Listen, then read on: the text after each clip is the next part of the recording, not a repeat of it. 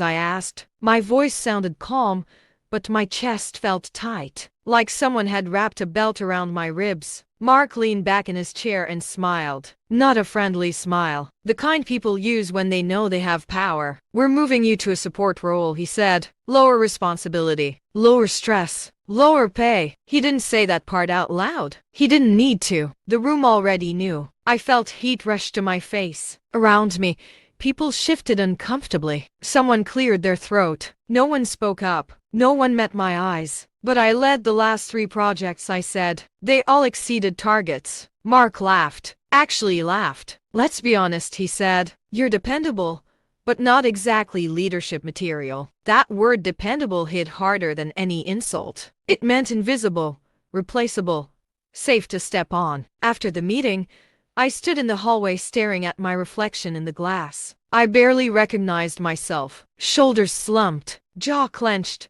eyes dull. Later that day, HR emailed the new contract. A pay cut, effective immediately. When I tried to talk to Mark privately, he didn't even pretend to care. "Take it or leave it," he said, shrugging. "Plenty of people would kill for your position." That night, I sat alone in my apartment, lights off, email glowing on my laptop. My hands were shaking not with anger yet, but with something worse. Humiliation. I kept replaying his laugh, the way everyone looked away, the way my loyalty meant absolutely nothing. And that's when a single thought, quiet but sharp, cut through everything else. Fine. If this is how they see me, then they'll never see what's coming. That was the night I stopped trying to prove my worth and started planning how to take it back. The next morning, I walked into the office like nothing had changed. Same ID badge, same neutral expression, same polite nods to people who suddenly couldn't remember how much they owed me. Inside, though, everything was different. I'd stopped seeing my coworkers as a team. I saw patterns instead. Who talked too much? Who stayed silent? Who forwarded emails without reading them? Who took credit without blinking? Mark was already at his desk when I arrived, laughing loudly into his phone. He didn't acknowledge me, not even a glance. It was like I'd already been erased. By noon, the support role became painfully clear. My access to key systems was restricted. My name disappeared from project threads I'd built from scratch. Work I used to lead was now dumped on my desk with no context and impossible deadlines. "Just help where you can," Mark said as he passed my cubicle,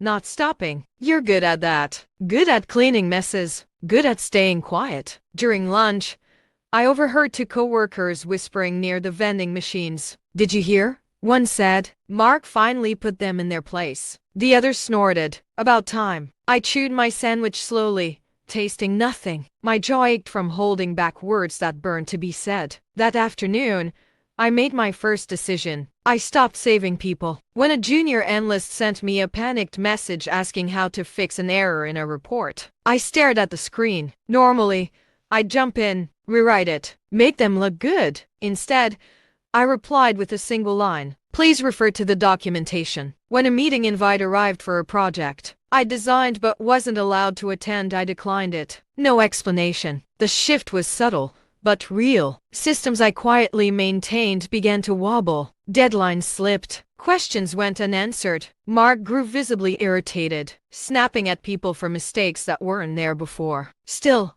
no one came to me. Pride kept them away. Arrogance told them they didn't need me. At home, I worked on something else. Every night, after my laptop shut down, I opened another one, my personal one. I revisited old ideas I'd shelved because the company comes first.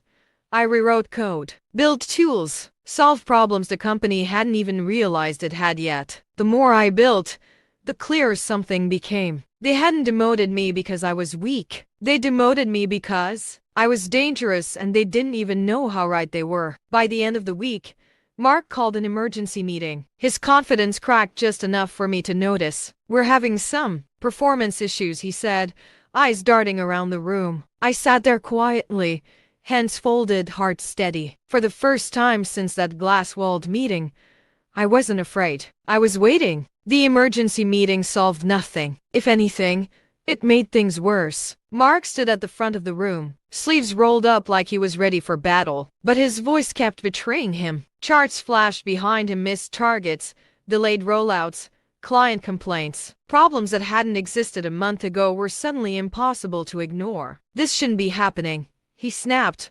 glaring at the team. We have the talent. We have the resources. What he didn't have was me, at least. Not the version of me he'd taken for granted. People started coming to my desk again, quietly, carefully, like they were afraid Mark might see. Hey, quick question, one coworker murmured, eyes flicking over their shoulder. I'm stuck, another admitted. You always knew how this worked. I helped just enough to stay invisible. A hint here, a nudge there. Never the full solution. Never the late-night rescue. Mark noticed. One afternoon, he stopped by my cubicle, leaning against a partition like we were old friends. You've been kind of checked out lately, he said. I looked up slowly. I'm doing exactly what my role requires. His jaw tightened. We need team players right now. I almost laughed. Instead, I nodded. Then maybe you should have kept the team intact. That was the moment his smile disappeared. That night, my phone buzzed with a message from our quick check-in. I knew what that meant. Pressure was coming, but I was already 3 steps ahead. Over the past weeks, I'd documented everything. Emails praising my leadership before the demotion. Messages showing I'd trained the very people now failing. System logs proving I wasn't responsible for the current breakdowns. More importantly, I'd finished something else. The tool I'd been building at home, something faster, cleaner, smarter than the bloated system the company relied on. A solution Mark had dismissed months ago when I suggested it. Too risky, he'd said. Not worth the investment. I smiled, remembering that. A former client reached out to me on LinkedIn that same evening. Casual message, friendly tone. Hey, it read, are you still with your company? We're having issues, and remembered how solid your work was. I stared at the screen, heart pounding, fingers hovering over the keyboard. This wasn't part of the plan. It was better. The next day, I took my first sick leave in 6 years. Mark didn't respond to my email. By noon, his name was blowing up my phone. I let it ring, because for the first time, the power imbalance had shifted and he could feel it slipping through his fingers. By the time I returned to the office, the atmosphere had changed. Not dramatically. Not yet. But the tension hung in the air like static before a storm. Mark didn't yell anymore. That was the first sign. He paced. He whispered into his phone. He closed his office door and reopened it 5 minutes later, like he couldn't stand being alone with his thoughts. The system crashed again that morning. Not fully, but enough to delay a major client delivery. I watched from my desk as panic rippled outward. Desks clustered. Voices dropped. Someone swore under their breath. Mark finally walked over to me. I need you, he said quietly. Not we need you. Not the team needs you. I need you. I looked up at him, letting the silence stretch just long enough to feel uncomfortable. I'm not authorized to access that system anymore. His face flushed. Then I'll authorize it. Just help me fix this. For a split second, the old instinct flared. Fix it. Save everyone.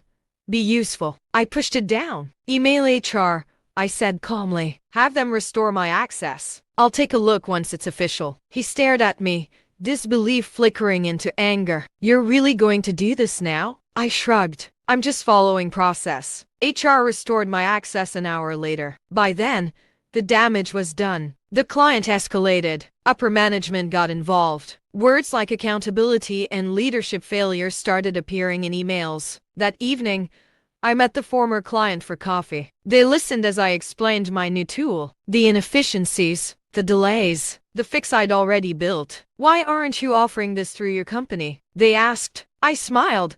They didn't want it. 2 days later, they sent me a contract. Independent. Generous.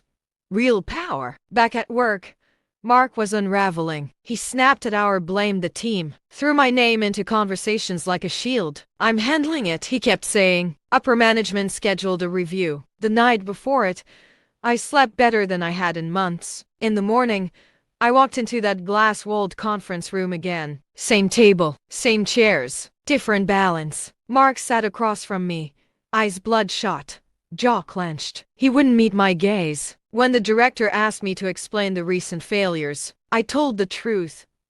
Calmly, clearly, with receipts. And as the room went quiet, I realized something important. This wasn't just about revenge anymore. It was about replacement. And Mark was finally beginning to understand that he was no longer in control. The room stayed silent after I finished speaking. Not the awkward kind of silence, the heavy kind. The kind where decisions are being made without anyone saying a word. The director flipped through the documents I'd provided: emails, timelines, access logs, proof that the failures weren't sudden, proof they started the moment I was stripped of authority, proof that Mark's leadership changes had quietly sabotaged the entire operation. Mark finally looked up. "I was just trying to manage resources," he said, voice thin. "They were underperforming." I met his eyes for the first time since the demotion. Really met them. "I was underperforming," I said evenly. "After you removed my tools, my team, and my authority. Before that,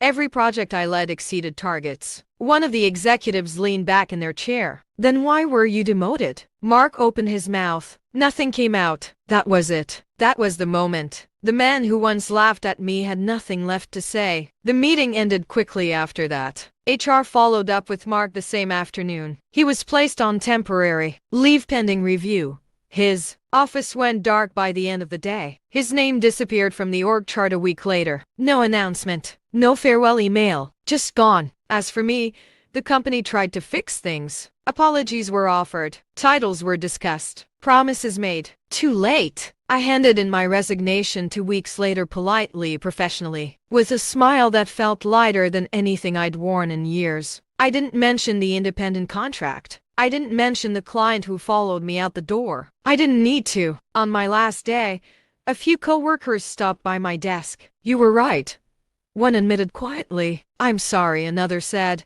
eyes down. I nodded. That was enough. 6 months later, my calendar was full. My work had my name on it again. My value was visible, measurable, respected. I heard through the grapevine that Mark was still looking for the right opportunity. That? He complained about how unfair everything had been. I didn't feel angry anymore. I didn't feel smug either. Just calm. Because the best revenge wasn't watching him fall. It was realizing I never needed his approval in the first place. Sometimes, the most satisfying payback isn't destroying someone who underestimated you. It's building a life so solid they no longer matter at all.